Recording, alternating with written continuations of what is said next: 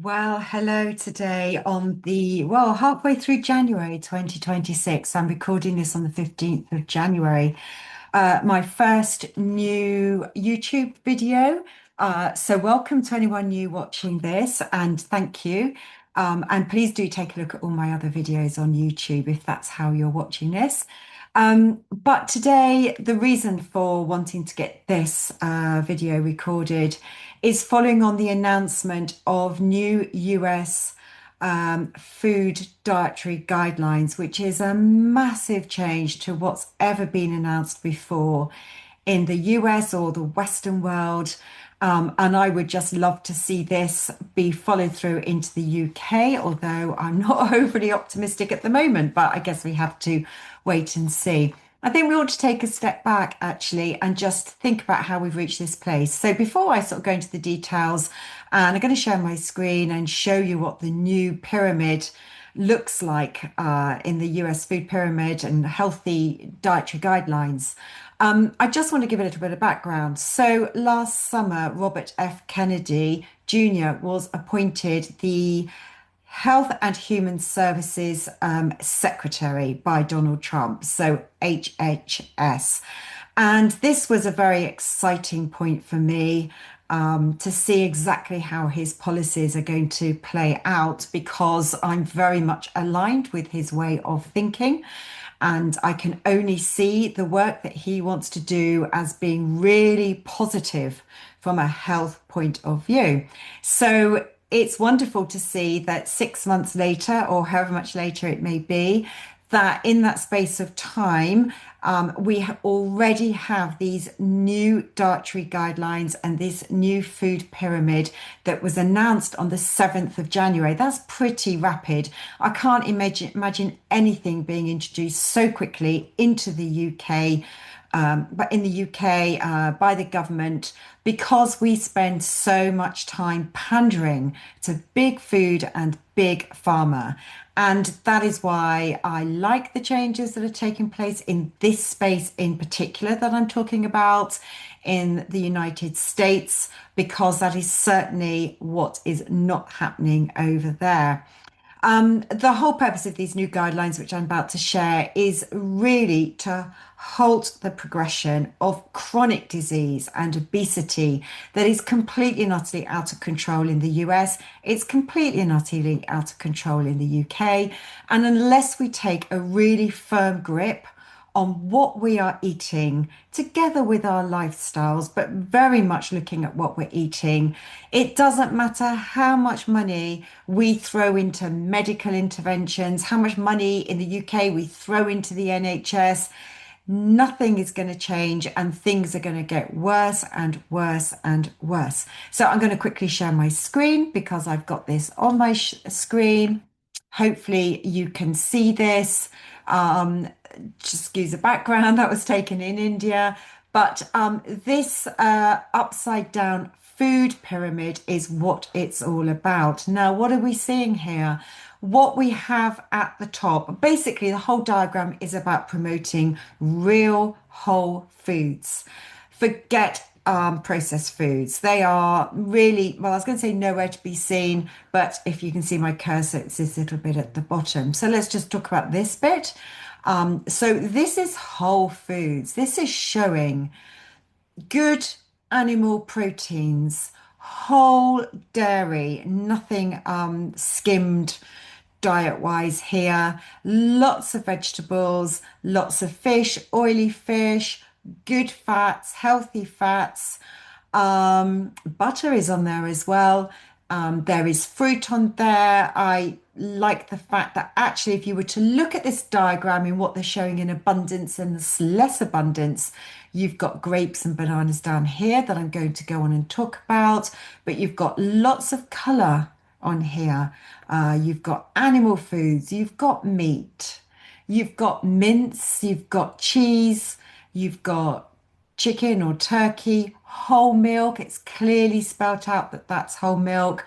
Oily fish in the form of salmon. I guess this is like tuna, prawns, nuts and seeds.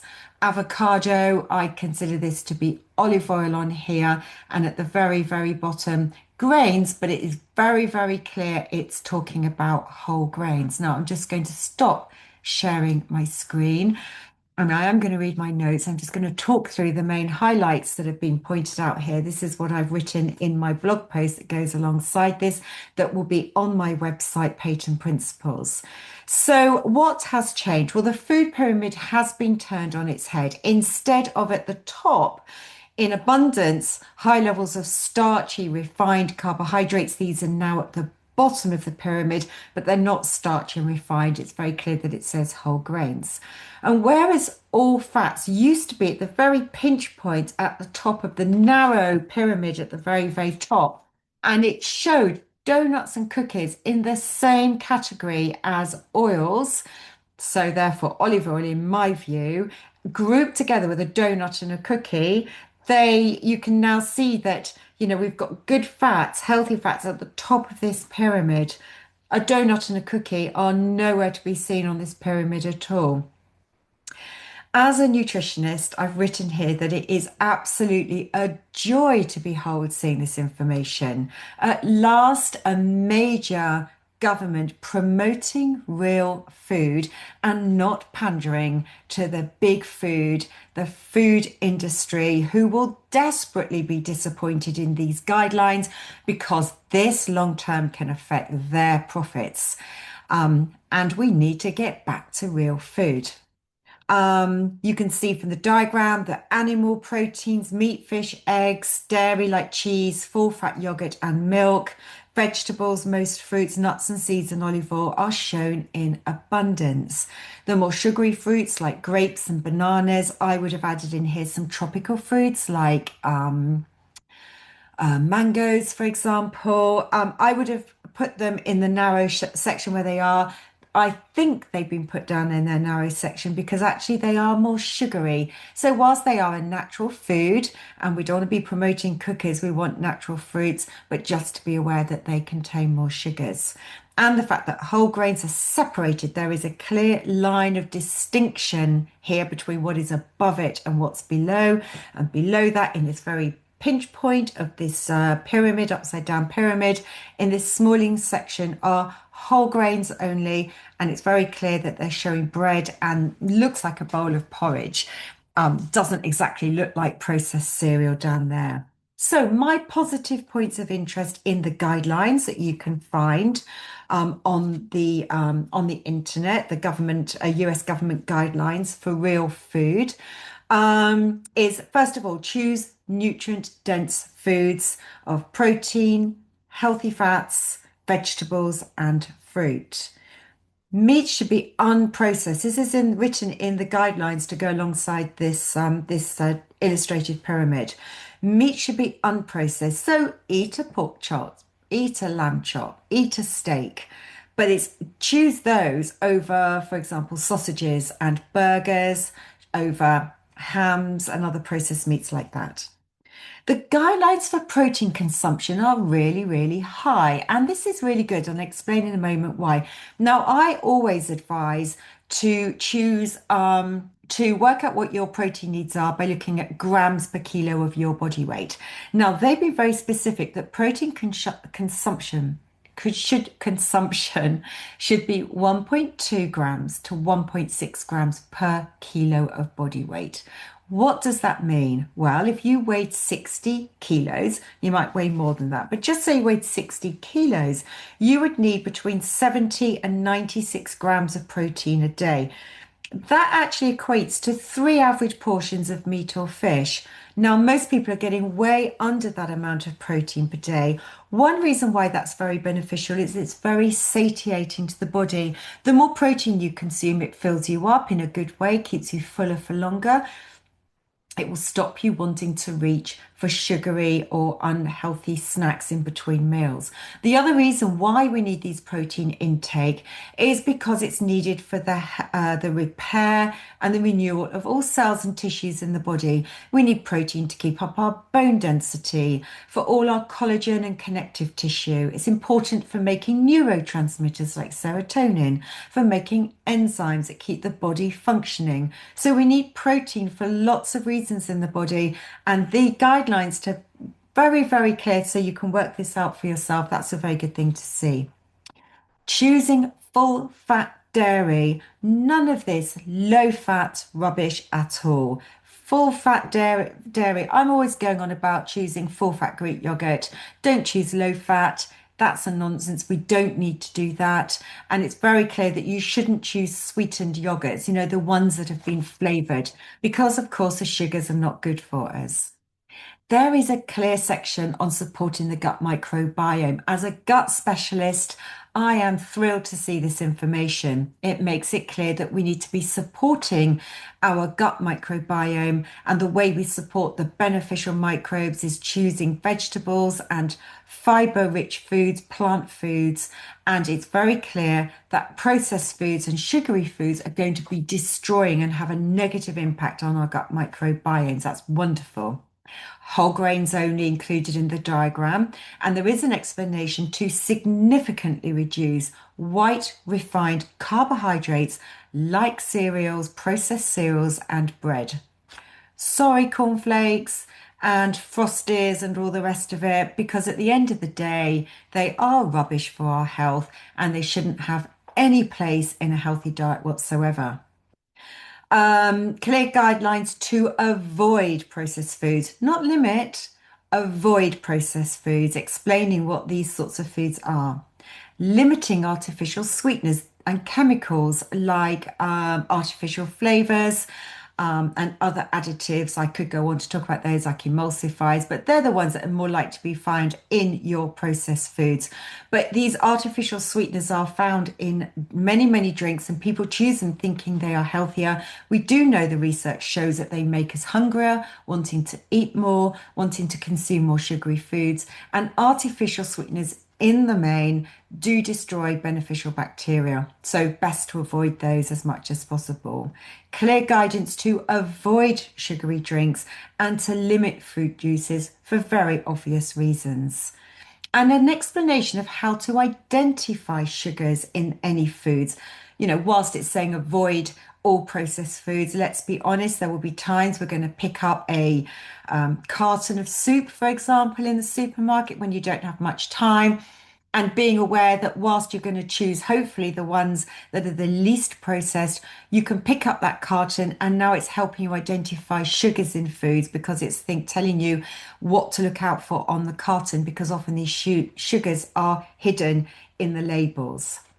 And there's very clear guidance for vegans and vegetarians, explaining very, very clearly to how to up your protein content and where to find your protein foods, and very clear guidance of where you're going to get nutrient deficiencies, because it's way more there's way more nutrients that you're likely to be deficient in than is led to believe.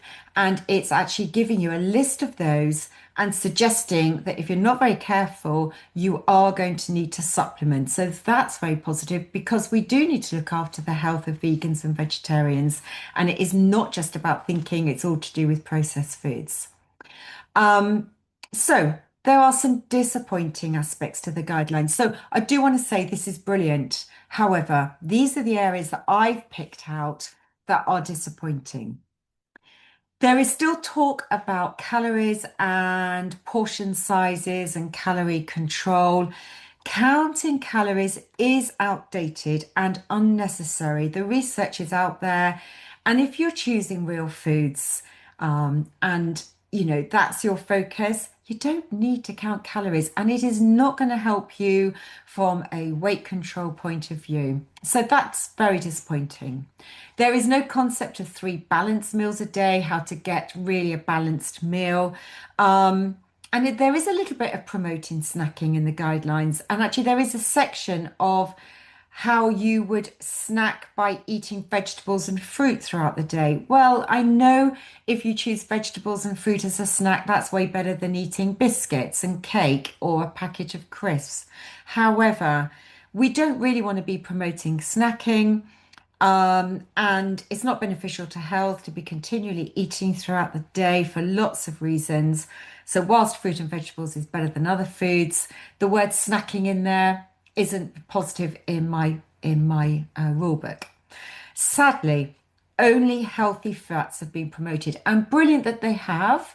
Brilliant that fats are in there and no longer being demonized. However, saturated fat is being demonized still. They're still saying, really limit your saturated fat, even though there's plenty of research to the contrary. And if you want to look at the research, I would recommend you check out Zoe Harcombe. That's Harcombe. Check out Zoe Harcombe. She's done so much research in this space with her PhD.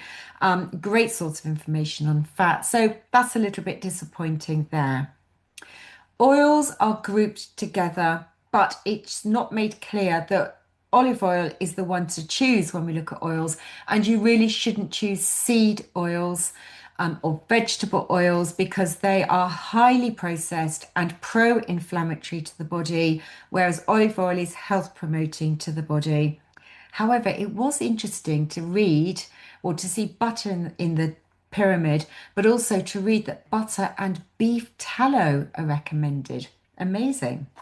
Alcohol guidelines are unclear. It just says consume less. Maybe they're going to come back to that later on because the main food pyramid is about food, and not so much about the drinks, although it does talk about hydration with water. And it just says consume less. Maybe they could have done a bit more. Maybe they're going to come back to it. But I think if someone was really looking at that to get sort of greater guidelines, maybe they could have put a numerical guideline on there to aim for. I don't think they want to sort of say what is safe or unsafe because they might say, well, no, nothing is particularly safe in this space. But maybe a numerical guideline would help guide people along the way. There was no guidance to choose oily fish to make sure we're getting our omega-3 fats, specifically EPA and DHA. And we need to choose oily fish. We think of smash, sardines, mackerel, anchovies, salmon, and herring. That's what smash, and how we should choose 3 portions a week to get those specific fats. And particularly for vegans and vegetarians, that you're not going to choose oily fish, that really you're likely to need to supplement, otherwise you're going to be deficient. So overall, these guidelines are a major improvement. This is transformational. It's focusing on real foods. It's completely saying you must not eat and you must avoid processed foods, avoiding sugary foods, avoiding or limiting artificial sweetened drinks. And if people are to take this seriously and to start focusing on this and taking those first steps towards doing this, not only will they feel better in themselves, but it's going to change the health of the American public. The question is the UK government brave enough to tackle this, to tackle the opposition from big food and ultimately big pharma? Because if people get healthier, there is less reliance on drugs. Are they brave enough to tackle this and follow suit? I would love to hear your own thoughts on this, whether you think I'm on the right lines or not. Do you think this is a good move? Do you think they could have done more in other areas? Do you disagree in any areas? I'd love to hear your thoughts. But I was really interested, so pleased with this myself, and I just really wanted to get my voice and my message out there. Thanks for watching and have a great day.